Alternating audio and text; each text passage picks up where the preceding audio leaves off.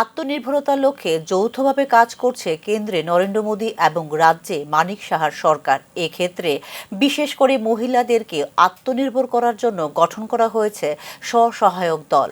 শুক্রবার বিভিন্ন স্কুল কর্তৃপক্ষের হাতে ক্রীড়া সামগ্রী বিতরণ কর্মসূচিতে এরকমটাই জানিয়েছেন মন্ত্রী শান্তনা চাকমা। এদিন Tripura OBC cooperative development corporation লিমিটেডের উদ্যোগে লেক চৌমনির এসটি, এসসি এবং ওবিসি কর্পোরেশন ভবনে বিতরণ করা হয় ক্রীড়া সামগ্রী। এদিন মোট 13টি স্কুল কর্তৃপক্ষের হাতে ক্রীড়া সামগ্রী তুলে দেন মন্ত্রী শান্তনা চাকমা। প্রধানমন্ত্রী আমাদের নরেন্দ্র মোদীর নেতৃত্বে যেভাবে কেন্দ্র সরকার বিভিন্ন স্কিম চালু করেছে, তার পাশাপাশি আমাদের ত্রিপুরা রাজ্যের মাননীয় মুখ্যমন্ত্রী প্রফেসর ডক্টর মানিক সাহাজির নেতৃত্বে যে সরকার, সেই ত্রিপুরা সরকারও আমরা কাজ করে যাচ্ছি।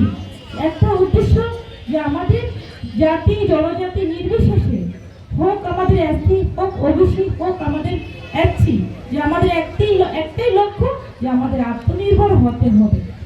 তার জন্য আমাদের সরকার যে এসএসজি গ্রুপদের উপরে গুরুত্ব আরোপ করেছে এবং বিভিন্ন লোনের মাধ্যমে আমরা এসএসজি গ্রুপদের আমরা আত্মনির্ভর করার চেষ্টা করে যাচ্ছি।